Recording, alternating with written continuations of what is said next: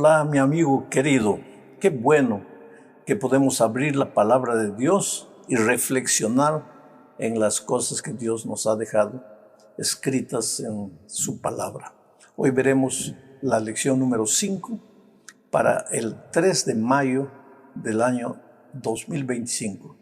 Como dijimos la semana pasada, hoy terminamos la lección de la semana pasada. Vamos a estudiar la lección bajo el título Las Naciones, segunda parte.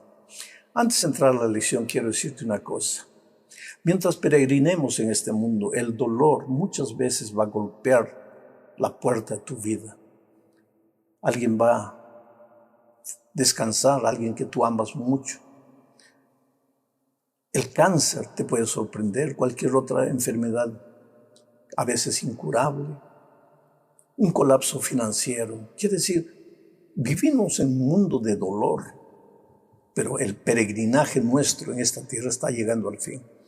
Cristo ya viene, y viene para colocarle un punto final a la historia del pecado. No desanimes. Con esto en mente vamos a reflexionar en el estudio de esta semana. El propósito de la lección es mostrarnos que desde la entrada del pecado, el enemigo siempre trató de usurpar la criatura, porque el diablo es criatura y los seres humanos somos criaturas. Fuimos creados, no somos creadores, somos criaturas. Pero desde la entrada al pecado, allá en el cielo y después aquí en la tierra, la criatura trató de sacar a Dios de su pedestal de creador y colocarse a él, el ser humano, en su lugar. Esta ha sido la lucha de los poderes a lo largo de los siglos. Con esto en mente, vamos a la primera parte de este estudio bajo el subtítulo de El primer mandamiento. ¿Cuándo fue dado ese primer mandamiento? En el jardín del Edén. Pero ahora viene la pregunta. Pero los mandamientos no fueron dados en el Sinaí, en las tablas de piedra. Bueno, ahí fueron escritos los 10 eternos principios de la ley de Dios, los 10 mandamientos. Nosotros los conocemos con ese nombre. Pero la Biblia es clara al afirmar que el pecado es la transgresión de la ley, es la desobediencia a los mandamientos. Ahora, si Lucifer pecó en el cielo, aunque en el Sinaí fueron dados los 10 mandamientos, en el cielo había algún tipo de mandamientos, porque si no, ¿cómo Lucifer pecó? Y en el jardín del Edén también había un tipo de mandamientos, sino ¿cómo es que Adán pecó? Con esto en mente vamos a leer el texto bíblico de Génesis 2, 16 y 17. Dice así: y mandó Jehová Dios al hombre diciendo, mira, ordenó. Y mandó Jehová Dios al hombre diciendo, de todo árbol del huerto podrás comer, mas del árbol de la ciencia del bien y del mal no comerás, porque el día que de él comieres, ciertamente morirás. No comerás. Ahí está el mandamiento. ¿Y cuál fue el pecado de Adán y Eva? Comer del fruto que Dios les había dicho, no comerás. Ahora tú puedes pensar, pero ¿qué delito había en comer un fruto? Si el delito fuese matar a un animal para comer, todavía es razonable, porque estaba quitando una vida. Pero comer de un fruto, ¿qué delito había en comer del fruto? Es que el problema no era simplemente comer del fruto. Lo que estaba implicado en ese mandamiento era la soberanía, la autoridad.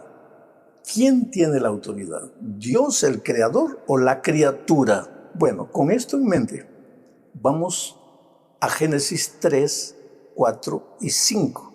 Dice, entonces la serpiente dijo a la mujer, no moriréis. Dios había dicho, moriréis. Ahora viene la serpiente y dice, no moriréis, sino que sabe Dios que el día que comáis de él, del fruto, serán abiertos vuestros ojos y seréis como Dios, sabiendo el bien y el mal. Aquí está lo interesante. Viene el diablo travestido de serpiente y le dice a Eva, no vas a morir. Si comes el fruto, no vas a morir. Al contrario, te vas a volver como Dios. En otras palabras, tú eres criatura, pero te vas a colocar en lugar de Dios. Te vas a volver como Dios, conocedor del bien y del mal. Ese verbo conocer en hebreo, en este texto, está como hada'at, que no es solamente conocer de saber, sino conocer de determinar. Solo hada'at, quien tiene autoridad, determina. Y solo Dios determina lo que es bueno o lo que es malo. Pero ahora viene la serpiente y le dice a Eva, ¿pero por qué solo tiene que Dios determinar las cosas? Tú también puedes determinar. Tú también puedes conocer. Entonces come del fruto, desobedece para que te vuelvas igual a Dios. Y ahora vean lo que sucede después que ya Eva pecó, cuando Dios llega al jardín de nuevo. Génesis 3:22 dice, y dijo Jehová Dios, he aquí el hombre es como uno de nosotros. ¿De quién nosotros? Dios Padre, Dios Hijo, Dios Espíritu Santo. Y dijo Jehová, he aquí el hombre es como uno de nosotros, sabiendo el bien y el mal. Ahora pues que no alargue su mano y tome también del árbol de la vida y coma y viva para siempre. En resumen, Dios en el primer mandamiento le determinó a Eva y a Adán, no coman de este fruto. El problema no estaba en comer el fruto, sino en sacar a Dios de la autoridad y colocarse el hombre en su lugar. Viene la serpiente y le dice a Eva, si comes no vas a morir. Dios te ha dicho que vas a morir, no vas a morir. Al contrario, te vas a volver igual a Dios. Te vas a transformar en tu propio Dios, determinador del bien y del mal, conocedora del bien y del mal. Tú vas a ser tu propia autoridad. Y después que Adán y Eva pecaron, viene Dios y dice, el hombre se ha vuelto como uno de nosotros. Quiere decir, el hombre ha intentado ocupar nuestro lugar. Nos ha sacado de la autoridad, se ha colocado él. Él no quiere hacer lo que Dios dice. Él, el ser humano, quiere hacer lo que el propio ser humano determina. Y por eso no puede permanecer aquí, porque si no el mal va a durar eternamente. ¿Y por qué? Porque ahí estaba el árbol de la vida eterna.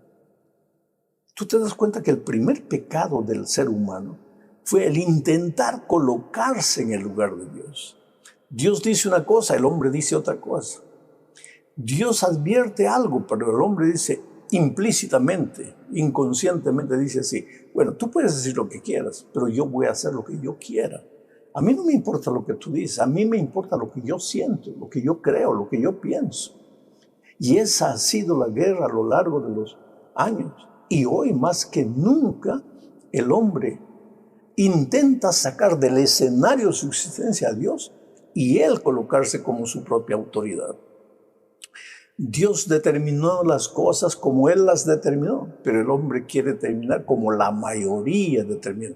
Y ni es la mayoría, es la minoría, pero que quiere ser mayoría. La minoría bulliciosa, la minoría escandalosa, que quiere que la mayoría acepte su manera de pensar. Ay de ti si tú quieres defender los principios divinos escritos en la Biblia. Ahí pasa a ser políticamente incorrecto. Esta es la cultura de nuestros días. Y esto es lo que tenemos que entender. Ahora vamos a Daniel 2. Aquí vemos el desfile de las naciones.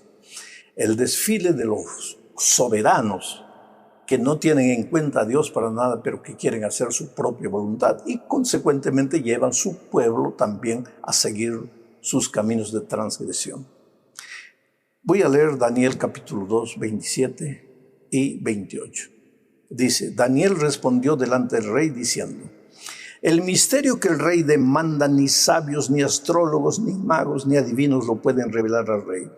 Pero hay un Dios en los cielos, el cual revela los misterios, y él ha hecho saber al rey Nabucodonosor lo que ha de acontecer en los postreros días. He aquí tu sueño y las visiones que has tenido en tu cama. Una noche Dios le dio un sueño al rey Nabucodonosor de Babilonia. Él soñó una estatua gigantesca que tenía la cabeza de oro, el pecho y los brazos de plata, el vientre, las piernas de bronce y los pies mezclados, hierro con barro. En ese sueño Dios le estaba dando a Nabucodonosor el desfile de los imperios a partir del gobierno de Nabucodonosor. Solo que él no entendía, él no sabía. Cuando despertó ni se acordaba del sueño. Mandó traer a los adivinos, a los astrólogos. Nadie pudo resolver el problema y los mandó condenar a muerte a todos. Pero cuando lo estaban llevando, Daniel dijo: ¿por qué me están llevando a matar? Daniel estaba no entre los astrólogos, sino entre los jóvenes separados para un servicio especial. Y entonces el siervo del rey le dijo: vas a morir, porque los astrólogos no pueden adivinar el sueño del rey. Y él le dijo: pero ¿por qué no me llevas a mí? Y yo no puedo adivinar, pero yo tengo un Dios que conoce todo. Y entonces aquí vienen las palabras de Daniel al rey. Le dice: tú eres la cabeza de oro. Solo que el ser humano a lo largo de la historia siempre se ha considerado cabeza de oro. Inclusive después de este incidente, Nabucodonosor manda construir una estatua gigantesca toda de oro y obliga a todo el mundo a se arrodillar ante esa estatua, como si él pensara así: en mi sueño Dios dice que yo soy la cabeza, pero ¿por qué tengo que ser la cabeza? Yo quiero ser toda la estatua. Entonces se hizo la estatua de oro, porque así es el ser humano. Dios dice una cosa, pero ¿por qué tiene que ser así? ¿Por qué yo no puedo hacer lo que yo creo, lo que yo pienso? Es como si el ser humano se atreviera a corregir los errores divinos, como si Dios tuviera errores. Ahora vamos a la tercera parte. Aquí se repite este mismo desfile de las naciones, pero de otra manera, porque recuérdate que la lección toda del trimestre tiene que ver con símbolos y profecías. Cómo entender las profecías, cómo entender los símbolos bíblicos, cómo entender la Biblia en general. Entonces, en esta segunda parte, voy a leer el texto bíblico de Daniel 7, 1 al 3. Dice: en el primer año de Belsasar, rey de Babilonia, tuvo Daniel un sueño y visiones en su cabeza mientras estaba en su lecho. Luego escribió el sueño y relató lo principal del asunto. Daniel dijo: miraba yo en mi visión de noche, y he aquí que los 4 vientos del cielo combatían en el gran mar, y 4 bestias grandes, diferentes la una de la otra, subían del mar. A Nabucodonosor, un rey pagano, Dios le dio el sueño y le mostró el desfile de las naciones. Ahora Dios le da una visión a Daniel, su siervo, y le muestra el mismo desfile de las naciones, solo que en la visión de Daniel ya no hay una estatua con cabeza de oro, brazos y plata, de brazos y pecho de plata, vientre y muslos de bronce. No. Sino que a Babilonia es simbolizada por un león con alas de águila en la visión de Daniel. Medo-Persia, que sería el segundo imperio, es representado por un oso con un costado levantado más fuerte que el otro, porque uno de los imperios era más fuerte que el otro. Después viene Grecia, leopardo con 4 alas, porque Grecia se dividió en 4. Cuando acabó Grecia, sus 4 generales tomaron el poder, dividieron, por eso las 4 alas. Y Roma es representada como la bestia terrorífica con 10 cuernos. Y de ese Roma sale un movimiento religioso político que quiere echar por tierra todos los principios divinos, que quiere echar por tierra las órdenes divinas, que quiere colocarse en el lugar de Dios. Una fuerza religiosa que quiere colocarse en el lugar de Dios. O sea, la lección de esta semana nos está mostrando que Dios creó todo. Él es el creador, Él es el determinador, Él es el conocedor, el que muestra el camino. Pero desde el inicio de la historia, el hombre siempre quiso tomar el control en sus manos, sacar a Dios y colocarse. Así lo hicieron los reyes. Y en este último reino, el reino de Roma, que después llega a su fin. Y de ahí sale un poder religioso con la misma actitud. Dios ha dicho esto, pero la Santa Madre Iglesia dice esto. Dios ha ordenado esto, pero la tradición dice esto. Quiere decir, Dios no es el soberano, es el hombre el que coloca sus opiniones humanas. Y esto se infiltra disimuladamente en muchas iglesias. En la parte 4 vamos a ver dos símbolos, el mar y la tierra. En Apocalipsis 13 se menciona a la tierra y al mar como símbolos proféticos. Voy a leer el texto de Apocalipsis 13:1. Dice así: me paré sobre la arena del mar y vi subir del mar una bestia que tenía 10 cabezas y 10 cuernos. Y en sus cuernos 10 diademas, y sobre sus cabezas un nombre blasfemo. ¿Qué cosa es blasfemia? Hablar contra Dios. Colocarse contra Dios. Y hay dos maneras de colocarse contra Dios. Hablas mal de Él, o entonces te disfrazas de Él para hacer lo que Él no dijo y hacer creer a las personas, crear para las personas una falsa imagen de Dios. Este es un poder blasfemo que sale, dice, del mar. Vi salir del mar. ¿Qué significa eso? La Biblia se explica solita, porque Apocalipsis 17:15 dice: me dijo también, las aguas que has visto donde la ramera se sienta son pueblos, muchedumbres, naciones y lenguas. Naciones, las aguas son naciones, o sea, las aguas forman el conglomerado de seres humanos, de naciones que no tienen en cuenta a Dios en su vida. Pueden hasta usar el nombre de Dios, pueden decir: Señor, yo te adoro, yo te amo, yo te sigo, pero no siguen la palabra de Dios, no obedecen la palabra de Dios. Entonces, en esta profecía, porque nuestro objetivo en estos estudios no es analizar la profecía, no es analizar detalles de la profecía, por eso yo no estoy entrando en detalles, es mostrar el lenguaje profético, que tal vez más adelante vamos a entender, vamos a estudiar. Mostrar el lenguaje profético. Cuando tú en la Biblia encuentras la palabra mar, especialmente en la profecía, mar se está refiriendo a multitudes, a naciones.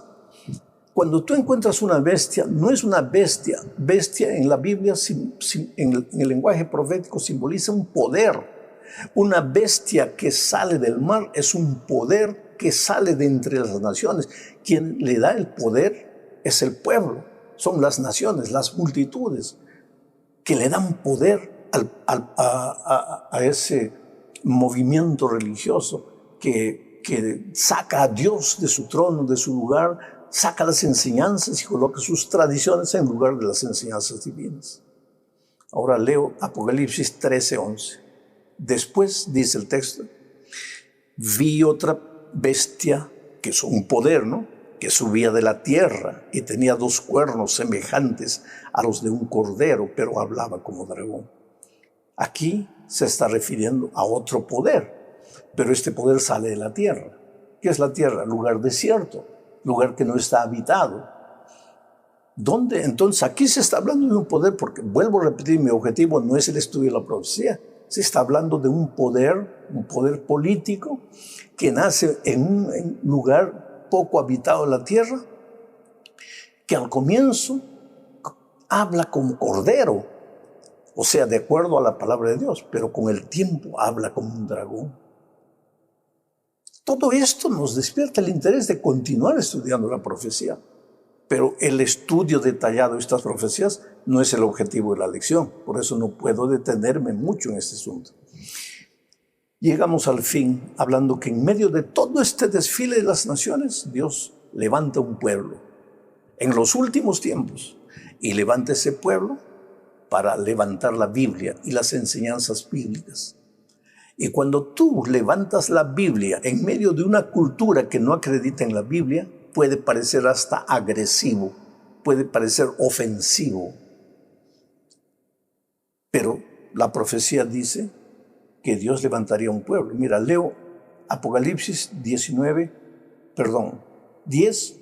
al 11. Apocalipsis 10, 9 al 11.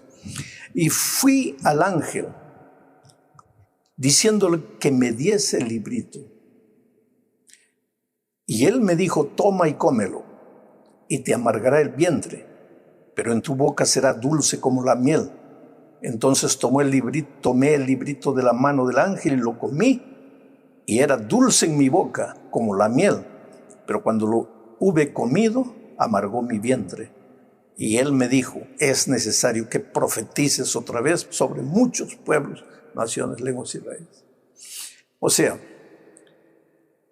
en el análisis minucioso de esta profecía, hubo un movimiento de gente que comenzó a estudiar la Biblia. Y al estudiar la Biblia encontraron algo precioso, la venida de Cristo. Se equivocaron, porque cuando lo probaron era dulce como la miel, pero cuando lo digirieron era amargo como la hiel. Se frustraron. Hubo un movimiento que en 1800, que pensaba que Cristo volvería en 1844, y Cristo no vino. Y cuando ese pueblo estaba frustrado, Dios se aparece y le dice, no, levántate porque es necesario que anuncies de nuevo este mensaje, el mensaje del Evangelio, de la profecía, a muchas naciones, tribus, lenguas y pueblos. Oh querido, hoy día tenemos que levantar la Biblia, tenemos que anunciar el Evangelio eterno, tenemos que presentar las profecías a la luz de lo que Cristo hizo en la cruz del Calvario para salvar al ser humano. Y vuelvo a repetir, eso no es cómodo, no es confortable.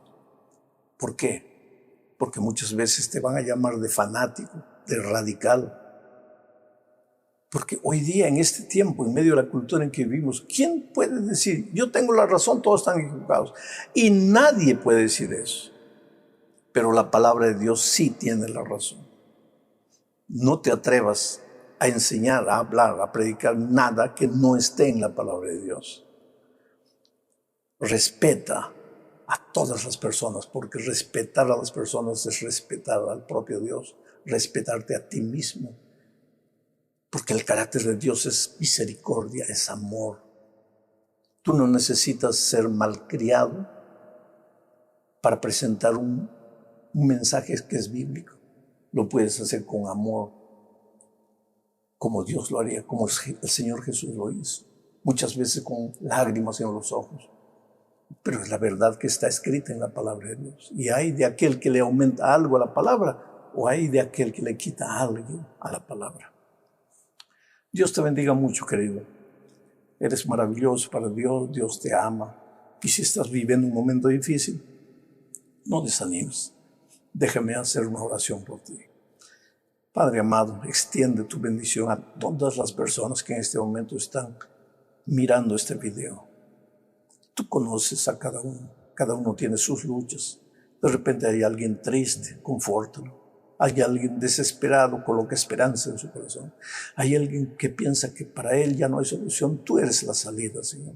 Y si alguien se está alejando de ti, tráelo de vuelta. Si alguien está enfermo, cúralo, mental o espiritual o emocionalmente, cúralo, Señor. En el